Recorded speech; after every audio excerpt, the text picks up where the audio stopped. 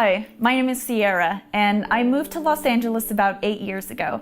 Before that, I lived in a small town called Tucson, Arizona, and the only black people I ever knew were the ones who lived around me and the ones who went to school with me. So I didn't really understand their culture or what they were like as people. After living in Los Angeles for a few months, some weird things started to happen.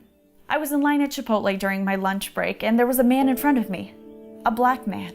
And he said, "You can go in front of me." And I thought, well, that's weird. Why would he let me cut?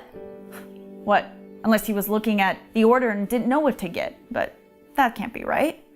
So I got my food, and the cashier said, "Would you like some guacamole?" We all know how expensive guacamole is. So I said, "No, thank you."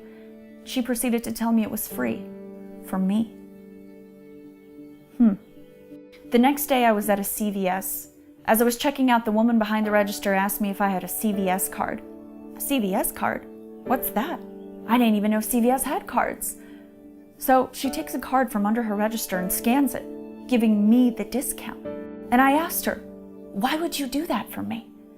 She said, "Well, I do it for everyone who doesn't have a card." And I thought, no, you do that for everyone who's white, who doesn't have a card.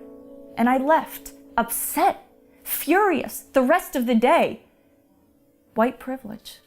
A few days later, I was at a friend's party. I wasn't drinking because I was the designated driver.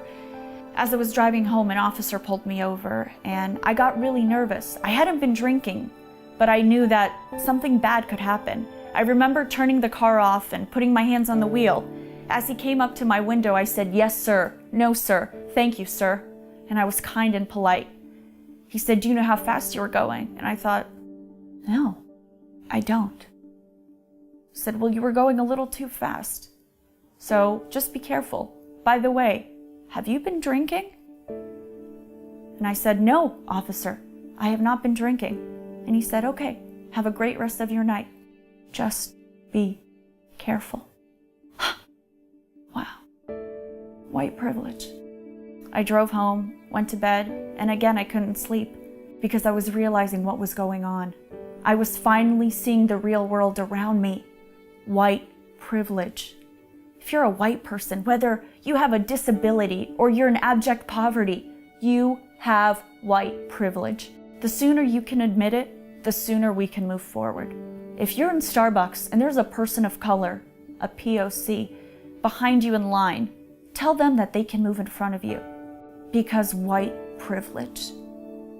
If you're at a Chipotle and someone offers you free guacamole, look around for a person of color and then give them the guacamole. And then go home and blog about it so that other people know, you know, that we know that there is white privilege. I want all the white people out there to know that you have white privilege. Stay woke, because if you're not awoke, you're a sleepin'. Thanks for listening.